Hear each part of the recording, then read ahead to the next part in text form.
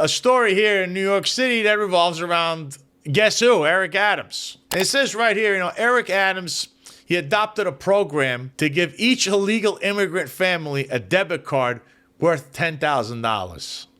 I just want you to think about that. $10,000 for each illegal immigrant family. Now, these are families that came here for quote-unquote asylum. He awarded a minority-owned company a no-bid contract worth $53 million to carry out the policy. Now, I just want you to realize the no-bid contract stuff. This is what's followed Eric Adams' entire mayoral administration. Eric Adams gave away a contract for this debit card.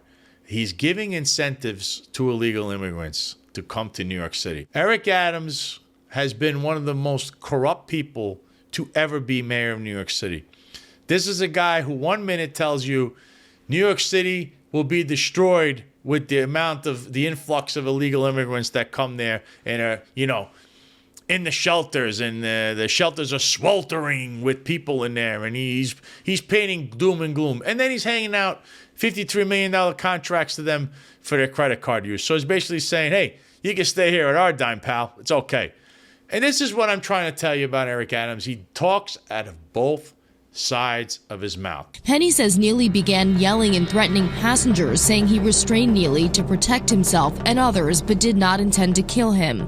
The three main threats that he repeated over and over was, I'm going to kill you, I'm prepared to go to jail for life, and I'm willing to die. Penny's attorney called Jordan Neely insanely threatening. 5 suspects in this brutal attack on NYPD officers have been released without bail, arrested and released. So this happened around 8:30 in the evening on Saturday. According to police officers, they were trying to break up a group that was acting disorderly near Times Square. Police tried to take one person into custody, and that's when things took a turn and the group began attacking the officers. Some of these videos are horrifying, okay? These are videos of cops being attacked by illegal immigrants. The shelters where they're housed right now, they have these rules in place that the security there cannot put their hands on any illegal immigrant. They won't refuse to do it, and they would call the cops to do it. Now, the cops have to keep a distance because they're being told that they can't do anything, and that doesn't go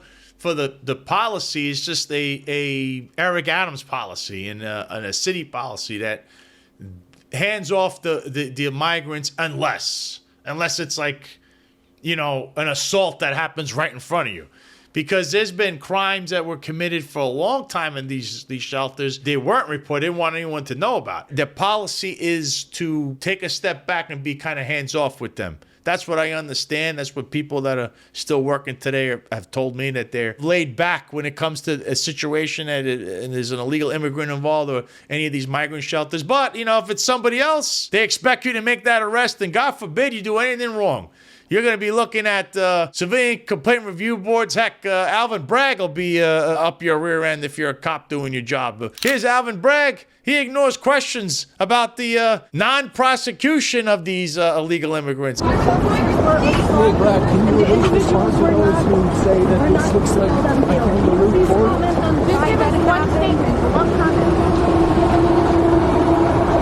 Mr. Bragg, do you regret it? Do you regret letting these migrants free, sir? Can you give us one comment, sir?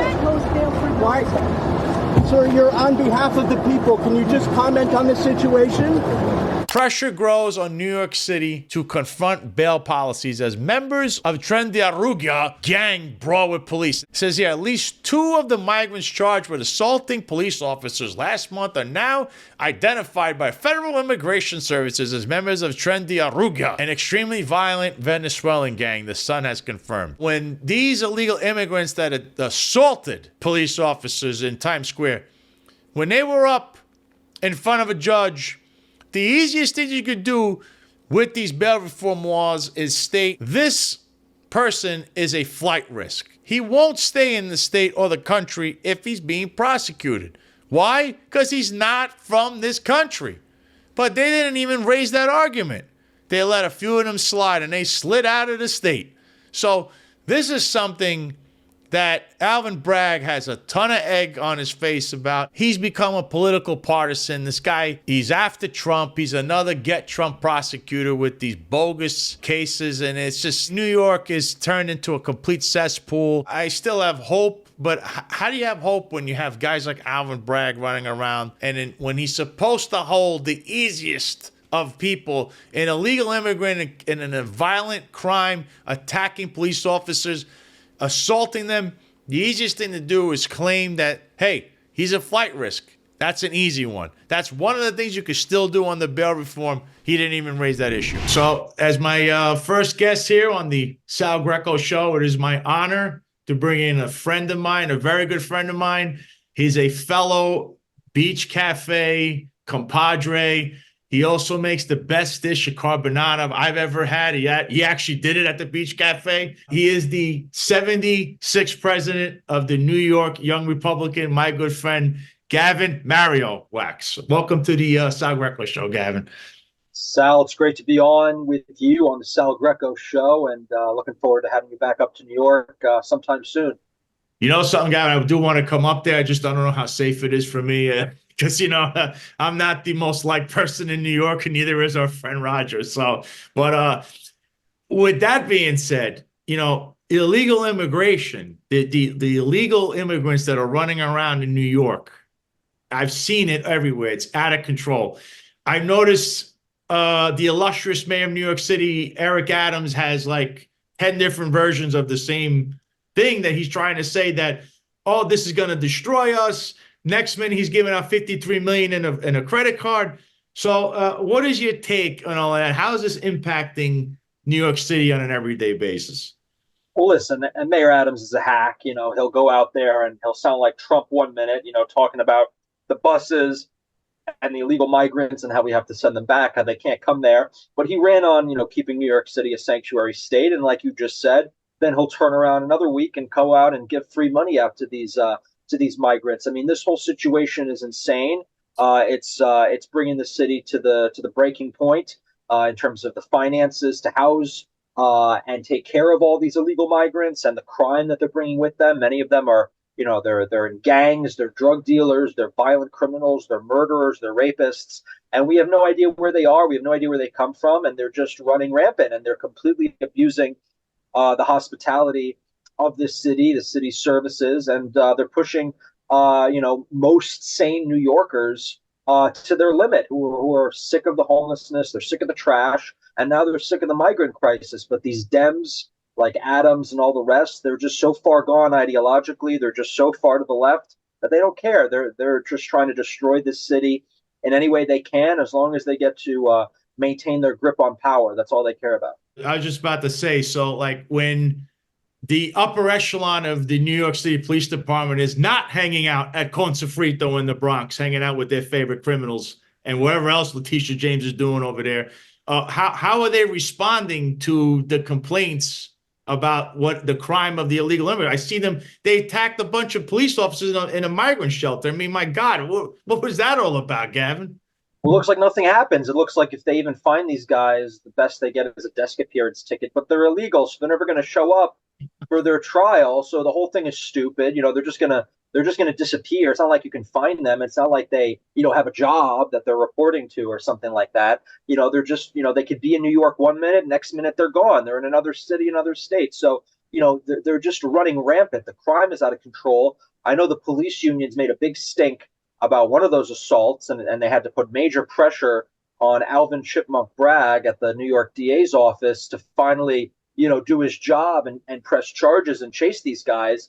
But even if they do press charges, they're all going to walk away scot-free. So, I mean, the entire situation is a total joke. Here they are at these migrant shelters, getting free shelter, free food, free credit, free debit cards, free everything. They're doing better than you and me, and they're still throwing little riots and attacking people. If you don't like it here, then go home. What are you doing here to begin with if you're so pissed off? Then they tried to shut down a school in Brooklyn, and they sent all the kids to do remote learning so they can put all these migrants in the schools, have them use the showers, the bathrooms. I mean, this is third world. This whole situation is a complete mess. Yeah, Gavin, I see this. I spent 14 years of my life in the NYPD, I've never seen anything like this. I've seen, I remember we had the ICE detainers, and I saw an article that stated that they only put in for about 100 and change ICE detainer warrants, and zero of them were honored, meaning there was no communication with ICE. I mean, do you see any of this changing, or is there any kind of solution to this problem that's just, it looks like it's a small bubble that's going to explode? That's what New York City has become with the illegals running around. In many ways it is. Look, I think at the New York City, New York State level, unfortunately, it's going to have to get really bad before it gets better. It has to get really cyclical. I mean, I think we're moving to the right. We're definitely, seeing some progress, the gubernatorial election and other elections across the state. The problem is, the New York GOP, they're like the token opposition. They're basically just Democrat light, and they're trying to do everything they can to stem the tide of turning the state around. They're not much better than the Democrats, but in all honesty, I mean, it's going to take time, and that's the way New York City works. You had Mayor Giuliani after decades of mismanagement. You had the crack epidemic and crime wave of the '80s. It got really, really bad. The Bronx was burning. Everything was gone to, I don't know if I can curse on here, but gone to crap.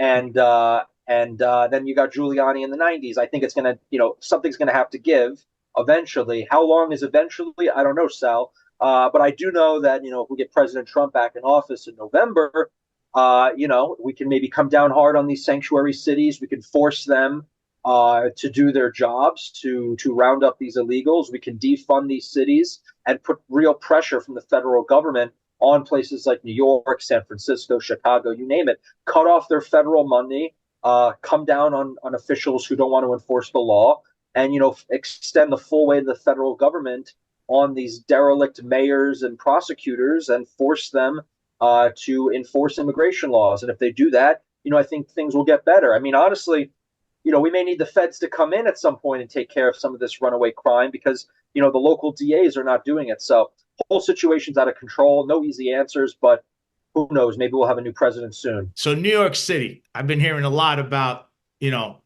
President Trump's going to want to do a rally in at least the Bronx. I mean, if he's going to do a rally, whether it's in the Bronx or New York City, like, what is the feeling of New York? I mean, I've heard a lot of rhetoric about New York voting for Trump, and I mean, better than anyone. You're there every day. You represent the biggest Republican club in all of New York State. What is the general feeling of Trump at least making an inroads, or maybe has a chance of taking New York and turning it red? Listen, I think he's making tons of inroads. I think things are definitely shifting to it for him. It's obviously an uphill fight. It's not an easy state. It's a very blue state, very blue city. But, there's pockets of real change. And I think a lot of people are getting real sick of the direction of the city and the state. So, I think there's possibilities here. And look, we can make the Dems play defense for a change, have them fight on their own home turf, have them have to spend money in a place like New York instead of having to put money in, say, some other swing states, then so be it. You look at New York, Lee Zeldin got, 47, 46%. Move a few points in the city, you move a few points in the outer boroughs. All of a sudden you get 33% in the city. The whole state looks very competitive. So is it outside of the realm of possibility? No.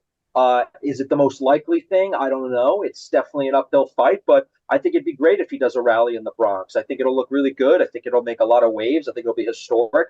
I think if he does a rally in Madison Square Garden, I think the same. I think it'll be incredible. I think the optics would be huge. And he loves that kind of stuff. He loves the optics. He loves the aesthetics. And look, President Trump, he's a New Yorker.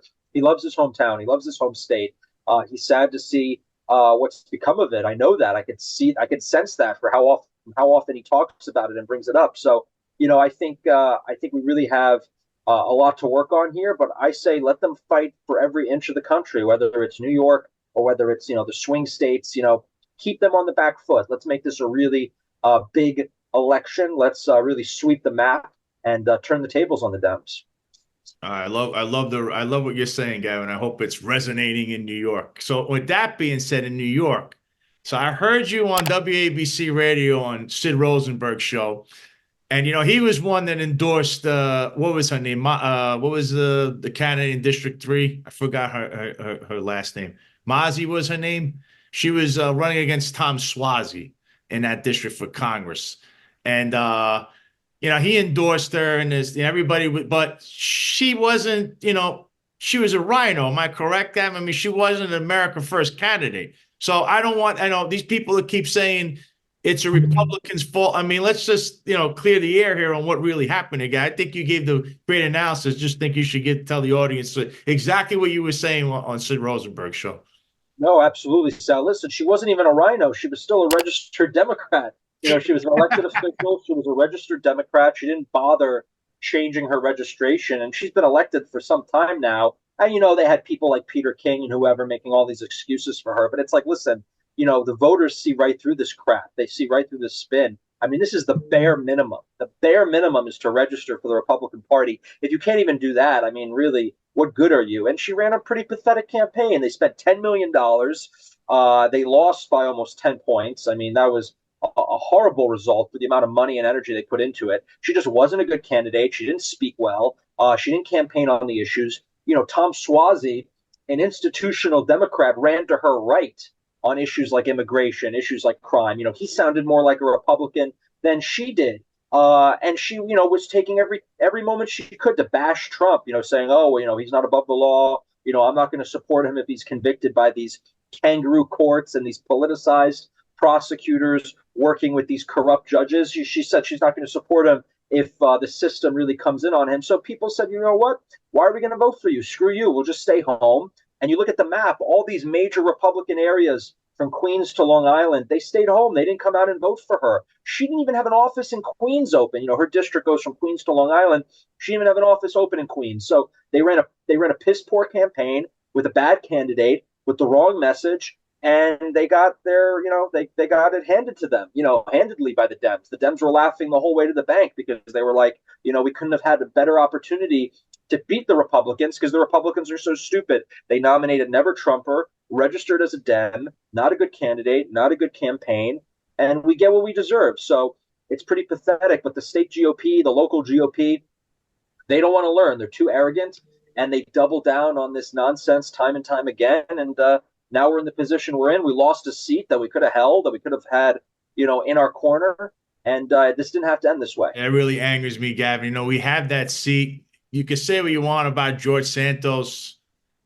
I don't understand getting rid of him before the primaries because it didn't make a difference whether if he left, that only hurt the party. Now you lost the seat, and your only explanation is it was snowing that day. Apparently, that's the excuse. They come up with every excuse in the book. Oh, it was snowing. Listen, if it's snowing for you, it's snowing for them. The weather doesn't just impact Republicans. I mean, look, they have plenty of money, they had plenty of resources, and they blew it. And listen, you don't have to love George Santos, but he wasn't convicted of a crime yet. And to be quite frank with you, is he a fabulist? Sure, he's a gay fabulist, whatever. But it's like there's far worse people in Congress. You got Menendez, you got Blumenthal, you got Elizabeth Warren. I mean, you got stolen valor, you got stolen race, and you got stolen gold bars. All three of them in the Senate.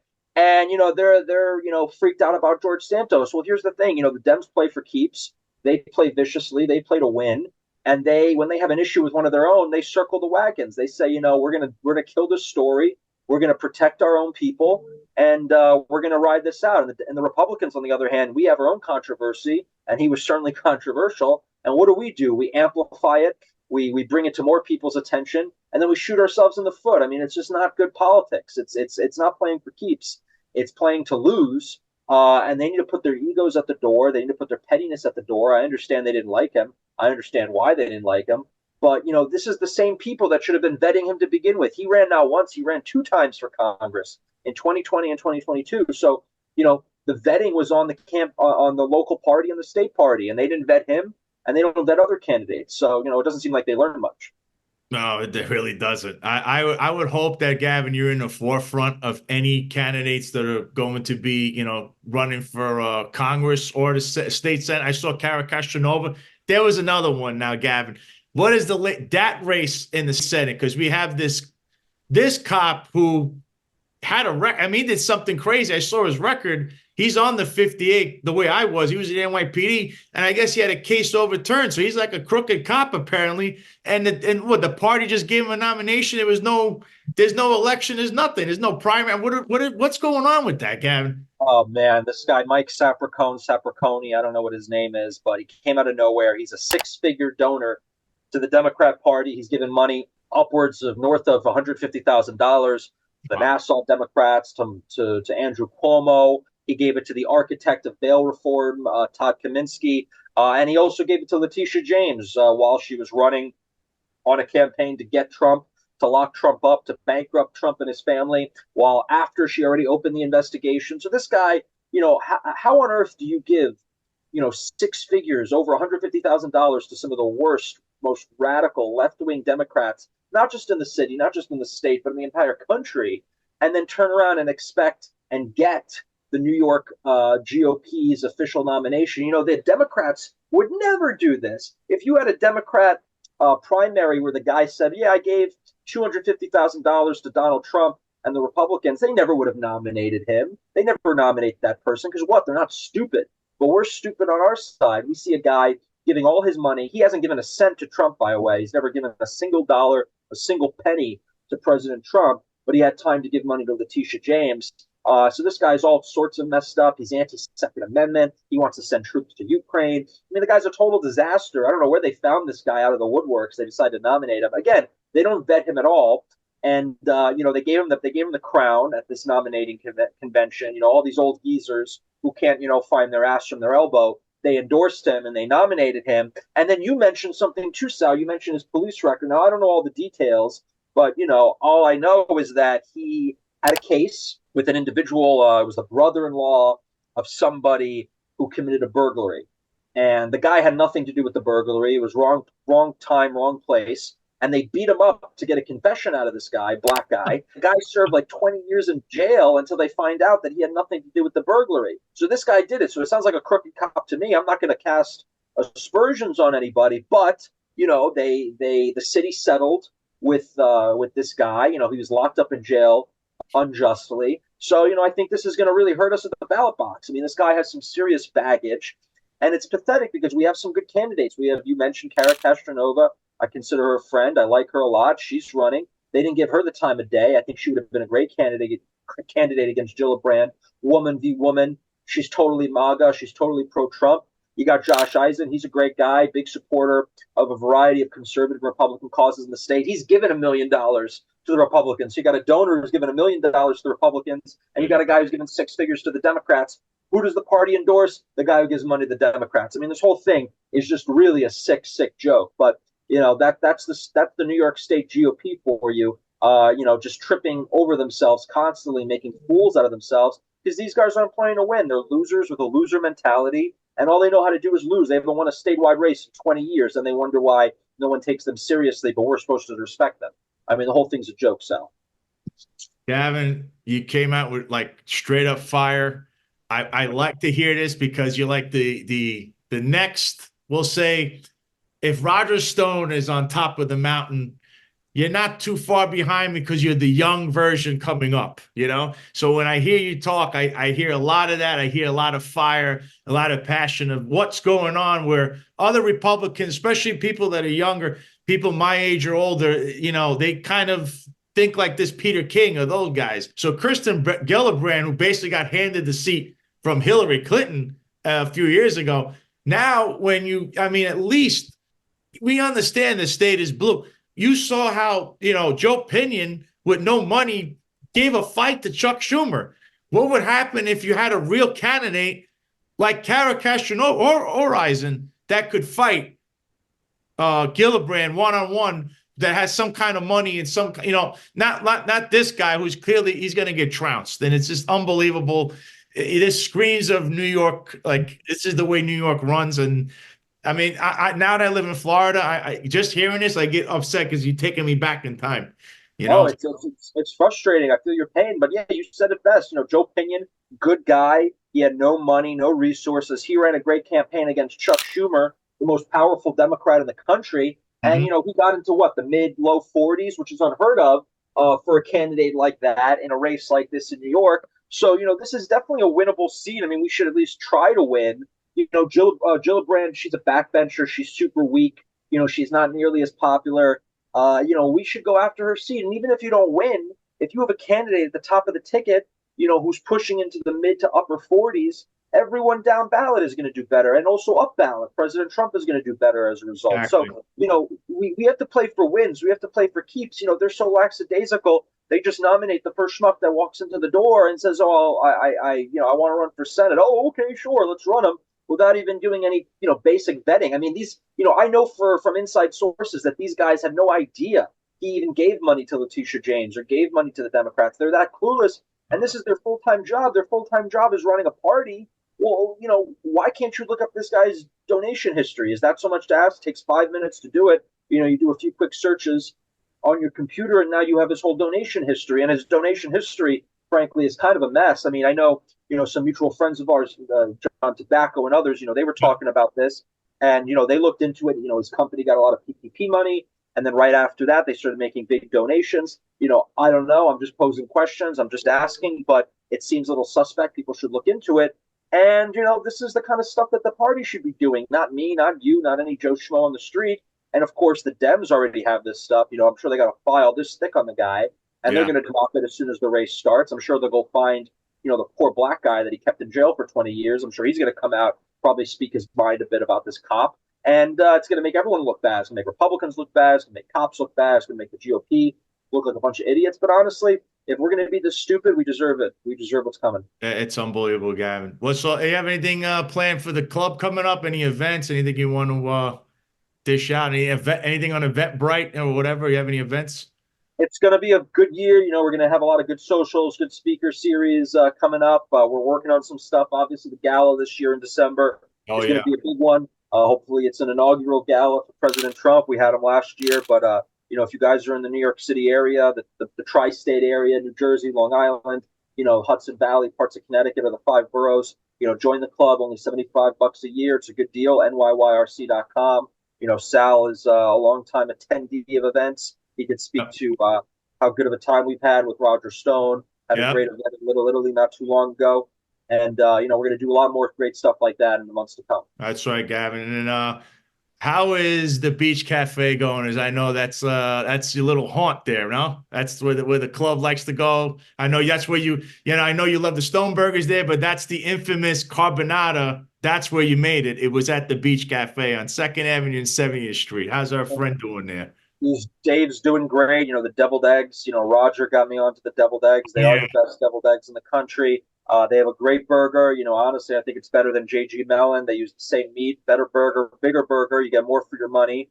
And they got a great menu. They serve up good food. It's a nice, little local joint. Go in there, grab a drink, grab some good, solid food. And Dave runs it like a good old school proprietor, like a real local joint that, kind of an old school New York place. Those places are dying, unfortunately, thanks to idiots like Adams and the rest of the Democrats. They're running everyone out of business. But we got to support our local businesses. We got to support the Beach Cafe. Very friendly to Republicans and conservatives. It's a good hangout spot. So I hope to see you up there soon, Mr. Greco. I definitely, Gavin, if there's anything I do when I come to New York City, it's go to the Beach Cafe. And by the way, Beach Cafe, as much as known as a conservative hangout, there are Democrats that go there. But no, they don't have the creatures that go to Conce Frito and hang out with Eric Adams up there that go to Beach Cafe. But of course, the Beach Cafe, he'll get harassed by the fire department and all these people. And meanwhile, nobody's going up to those places and, looking into them or shutting them down for the many violations they have. So to Tale of Two Cities under the one, Eric Adams, the best dressed mayor since Jimmy Walker, the most corrupt mayor since William O'Dwyer, and the most incompetent mayor since Bill de Blasio. And I think Gavin would agree with that. And with that, folks, Gavin, it's been an honor to have you here. I can't wait to see you again, and save me a plate of that carbonara, please. Will do, sir. Thank you for having me, and good luck with the new show. Leticia James and her political persecution of Donald Trump. Just last week, she got her guilty conviction in this trumped-up civil trial where they expect Trump to pay $1 gazillion over stuff that he overvaluated his properties. And, it's a victimless crime, but yet she's out there and she's screaming and hooting and hollering about stuff, but yet don't look at her because her own activities. So here's an article here from Just the News. Trump appeals $454 million New York civil fraud judgment. Trump's attorney said in a court filing that they are asking the appeals court to determine whether Engoron, that's the judge, committed errors of law and or fact. And I believe he committed a lot of that stuff. So former President Donald Trump on Monday appealed to $454 million judgment that the New York judge Arthur Engoron handed him after a civil fraud trial. Trump's attorney said in a court filing that they are asking the appeals court to determine whether Engoron committed errors of law and or fact and whether he abused his jurisdiction and or discretion after his February 16 ruling against the former president. And that's per the Associated Press. Before the trial even began, Engoron had found Trump responsible for inflating his wealth to receive better terms or on loans and insurance. Listen, this is absolutely outrageous. You could prosecute so many people if we're going to go down this road. And this is something that I'm very skeptical about myself. And look, whether you like Donald Trump or not, this is a dangerous road we're going down. New York, who's been always a notoriously corrupt state, is doing it yet again.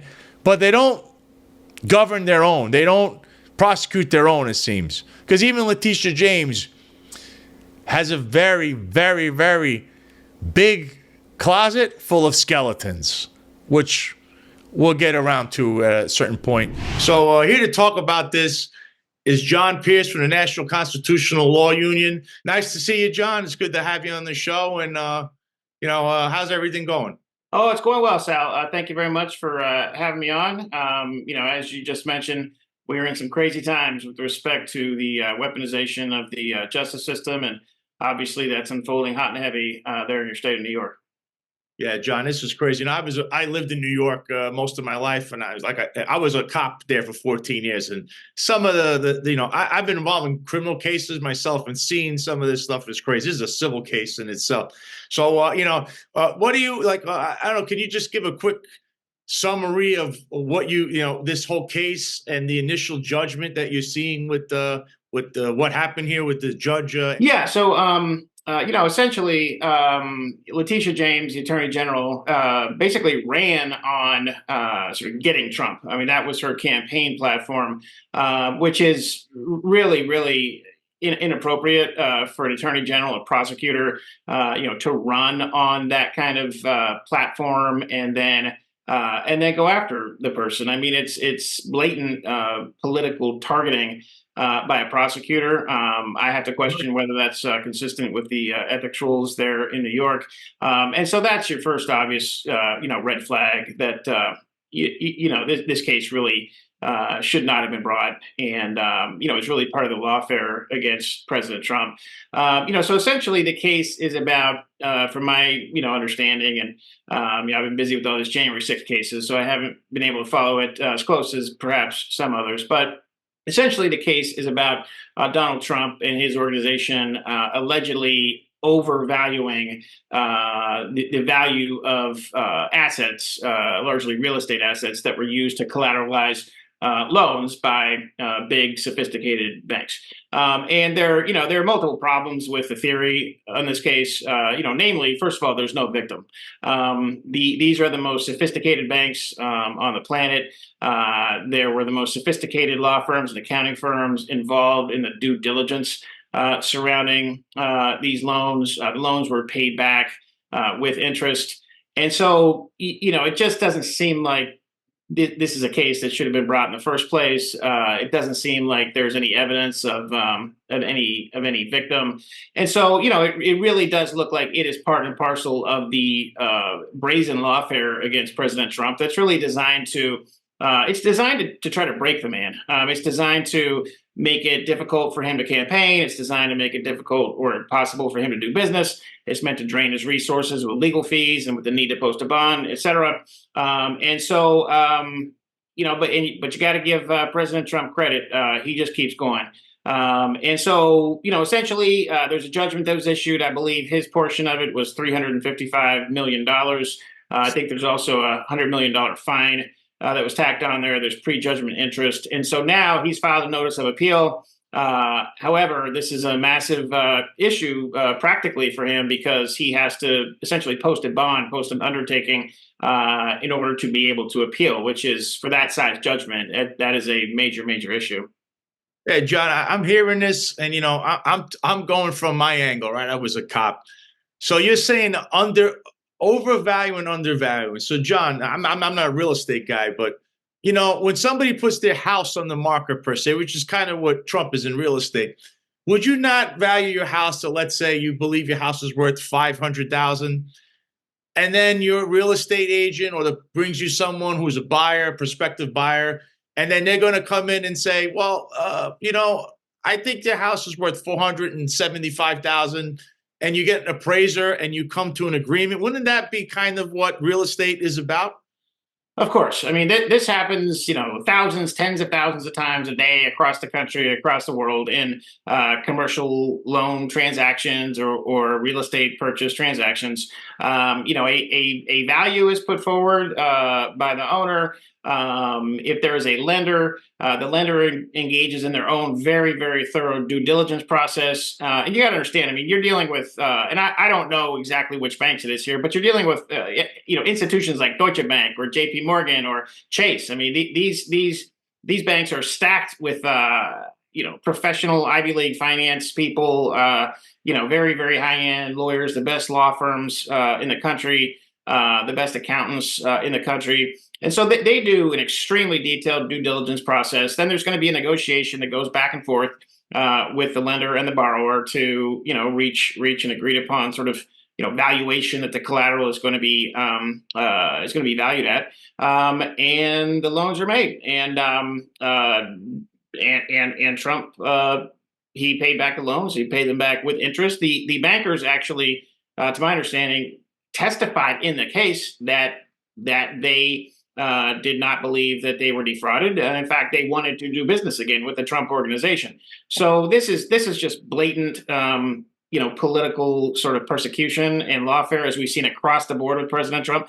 And the thing, it's so important that people understand how dangerous this is. This type of weaponization of the legal system, honestly, it's what brought down the Roman Republic in its last years. Sort of the downward spiral of the tit for tat of using legal processes and using the judicial system to attack your political opponents. And as a matter of fact, it's good timing because today, the NCLU, which you mentioned, and thank you for that, the National Constitutional Law Union, which I founded, which is designed to fight against these things, we're proposing a constitutional amendment that would essentially make it unconstitutional to pursue civil or criminal actions if it were not for the political affiliation or political positions of the defendant, and that evidence of that can be used at trial, because this is now, this has gotten out of hand. Our founders created the Constitution at a time when I don't think they ever imagined that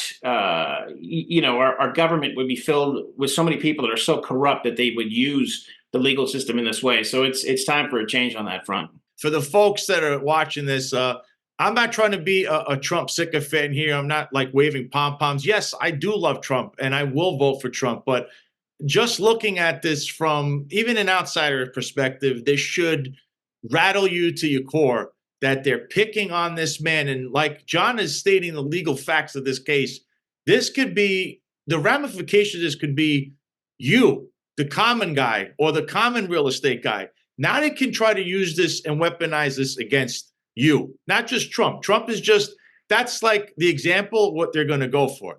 That's how I see this, John. So I feel like this is the ramification. If this stands, this will be an absolute. This is a sham for New York State and for law in general. If this continues like this, so yeah, I agree. I agree with that 100%. And I think what you're going to find, and you've had investors that have actually come out and said this already. I know I saw Kevin O'Leary from the show, the Shark Tank. I know he said this.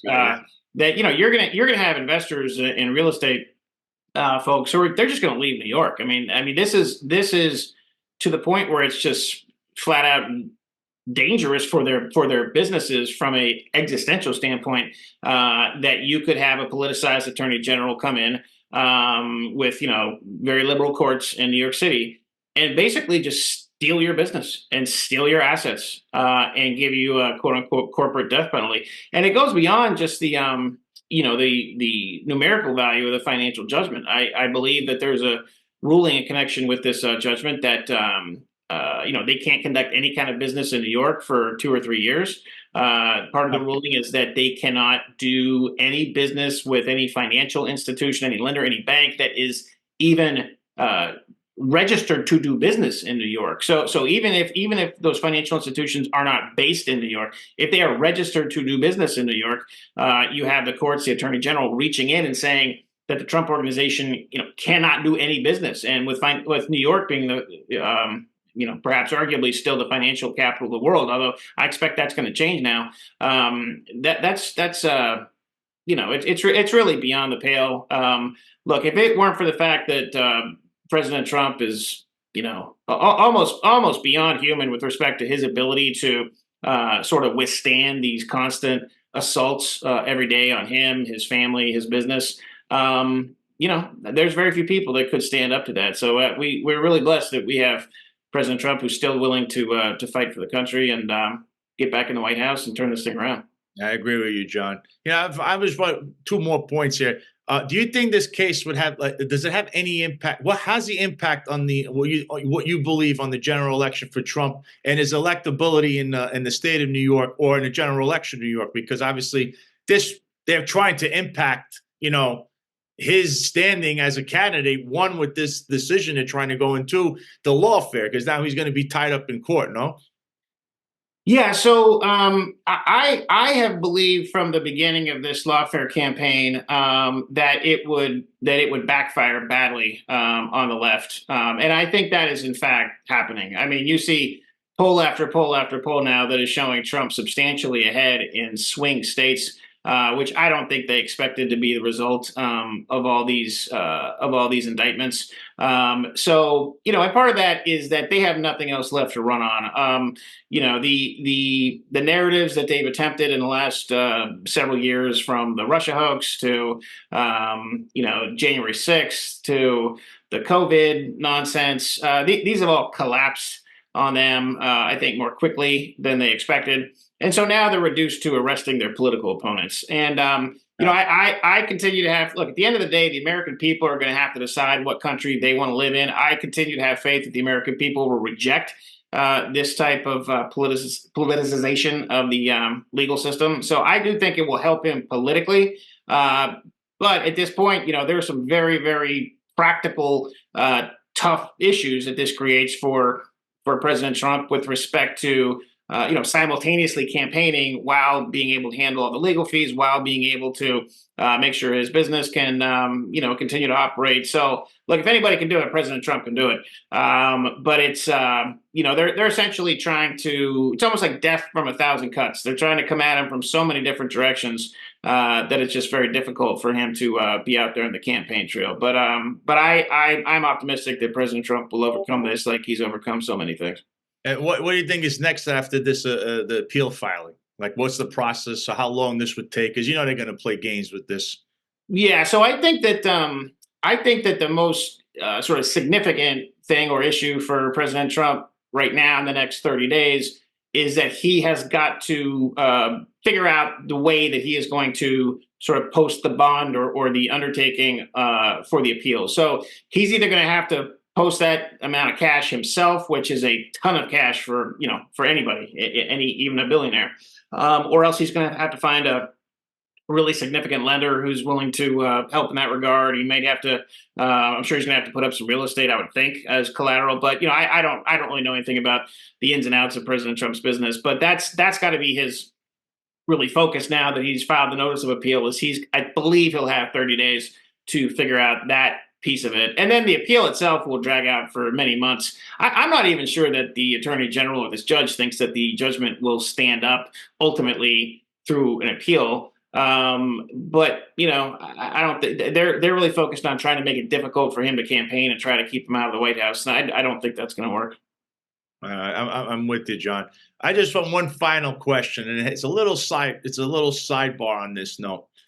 What would you say if the Attorney General of New York, which is Leticia James, if you knew and you could prove it's out there in the web that she's hanging out at a nightclub, at a restaurant that's owned by the police commissioner of New York City's brother, and the manager and creator of the place is a criminal and a known mob associate, but Leticia James is constantly pictured there, hanging out there where there's allegations of straw donor, cash donations, fundraising wise. Would that be a way to either A, sanction her, B, try to, get her disbarred, or C, is there a criminal case or a way to get her off the bench with something like this? So, so I have to say I don't know anything about these sort of allegations, but it sounds very similar to some of the things that you're hearing about with respect to Fani Willis in the Georgia prosecution. And look, if the things you just mentioned are accurate, and I don't have any firsthand knowledge of if they are or not, but if they are, then there's a whole raft of potential problems for her, including disciplinary action by the state bar, potential criminal prosecution if there's serious misconduct, and disqualification from this case potentially. So as with Fani Willis in Georgia, even just the fact that Leticia James ran on essentially prosecuting Donald Trump as her campaign platform, to me, raises serious ethical concerns about the validity of the prosecution and it or this case, and it shouldn't have gone forward. But look, the American people in all these states, including blue states, really have to take a close look at who they're electing to these positions, these district attorney positions, these attorney general positions. George Soros, he's a bad guy, but he's not stupid, and he was very clever in the way that he sort of targeted these district attorney races and these attorney general races, and it's creating a big problem for the rule of law in this country. And every American is ultimately going to suffer big time if this is not turned around in terms of the two-tier system of justice that we face right now. I second everything you just said, John, and it's excellent analysis from you. And actually, if there is footage of this woman hanging out with this character who is a mob associate and criminals, there's pictures of it. That's what I'm saying. I know from an ethics standpoint, she should be immediately brought up for sanctions and disbarment just on that alone. Because remember, I was a police officer and they said, your friend is a record or a criminal, so that's why they started on me. So I'm sure there has to be a law somewhere in New York where an attorney general cannot be consorting with criminals and or be involved with whatever is going on in this restaurant. So that was just my point there. Because, while she's doing this, she's then trying to judge President Trump for some fugazi civil cases. This is absurd what I'm hearing. I really hope that, this could get turned around, because if this country goes down, if you go down this borehole, we're in trouble, especially in New York. John Pierce, it's great to have you on. Thanks for coming on today. And we'll see you on the next one. Thank you very much, Sal. I really look forward to the next one.